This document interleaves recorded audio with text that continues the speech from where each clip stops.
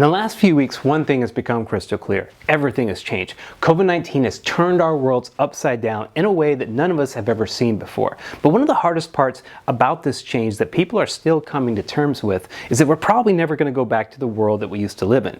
This means that traditional ways of competing are no longer going to work. In this video, I'm going to show you why you need to change the rules of the game in this new environment if you want to survive. And I'll share some insights from the classic story of David versus Goliath and the key shift that you need to make in order to succeed in this crazy, brave new world that we're entering. Hi, I'm Lynne Graff, founder of Storytelling for Entrepreneurs, where we help founders leverage the power of story to launch and grow their business. Over the last 15 years, I've gotten to film over 1,000 successful entrepreneurs, and many of them, such as the founders of Pandora, LinkedIn, and Clear Channel, started their companies during massive market downturns. This is especially important right now because many people are still in this shell shock as to what is happening. They're either fully not accepting it or they're simply waiting for it to go back to normal. Unfortunately, because of the nature of this virus beast, that normal is not going to go back to the way we thought it was.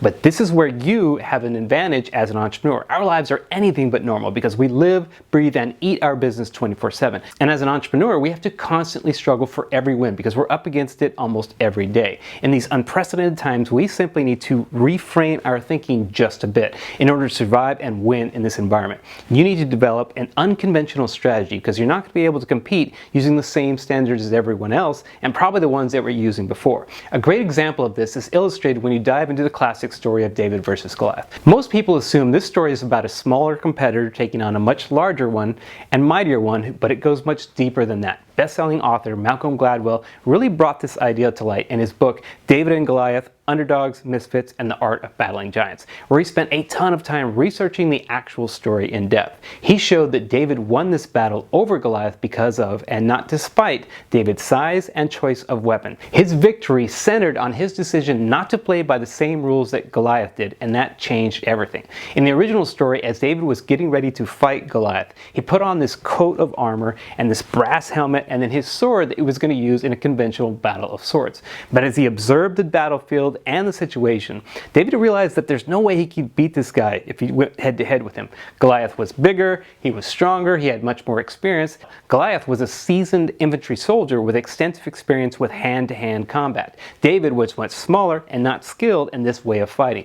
But David was a shepherd and a master at the slingshot. He had honed his skills using his weapon against predators to protect his sheep. While everyone saw Goliath as this huge giant that no one can beat because of his size and strength, David defied conventional wisdom and recognized that this slow-moving giant made a great target to shoot at. And when the battle began, instead of using the sword and meeting Goliath head-on at close range, he stayed at safe distance where Goliath couldn't get to him. Then he used his slingshot to hurl a stone and he hit Goliath right in the center of his forehead. Goliath falls to the ground and David cuts off his head and holds it up in victory. Gruesome, I know, right? Anyways, but as it turns out, Gladwell showed that this is not an uncommon event in the history of the world, nor is it uncommon in the history of startups in our country for the last 100 years. In Gladwell's research, he reviewed the work of Ivan Arreguin Toft, a political scientist that looked at every war fought over the last 200 years between weak and strong combatants. Davids versus Goliaths, if you will. What he discovered is that when Davids took the time to analyze the battlefield, recognizing their strengths and weaknesses, and then approach the battle with an unconventional strategy, the underdog Davids won 64% of the time. As a founder, we face an army of Goliaths whenever we start a business. We rarely have any resources, we don't have a team, no one knows who we are, a good chunk of the time our products aren't ready or our services half-baked. Yet thousands of founders have taken on this daunting task and built great brands we use every single day. What's more, even in the darkest of times, great companies are born. Albertsons, Dillard's, and Dollar General were all formed during the Great Depression. MailChimp, Wikipedia, and SpaceX were started right around 9/11. And Instagram, Airbnb, and Uber were all launched during the 2008 market crash. This all brings me to this moment right now. Yes, times are crazy. Yes, there is mass carnage in the business world, and yes, all kinds of business opportunities are gone. But this is the key shift you need to make. Rather than dwell on the past and wear it like this emotional anchor that's on your psyche, you gotta shed that baggage. Otherwise, it's gonna slow you down, degrade your decision making, and reduce your chances of success.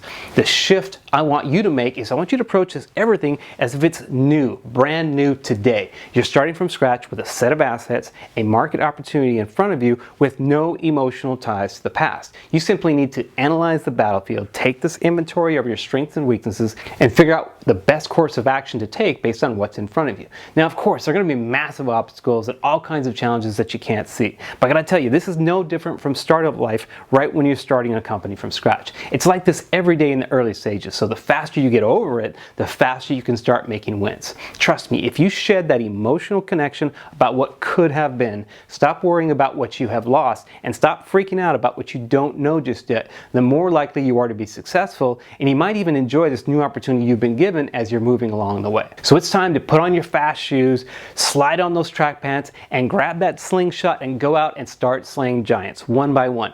No one said it's going to be easy, and there's going to be some big tough days ahead, but adversity tends out to bring the best in people, and it frees up that potential inside of all of us. And David slaying Goliath make for great entrepreneurial stories that will live on for years to come. Thanks for watching.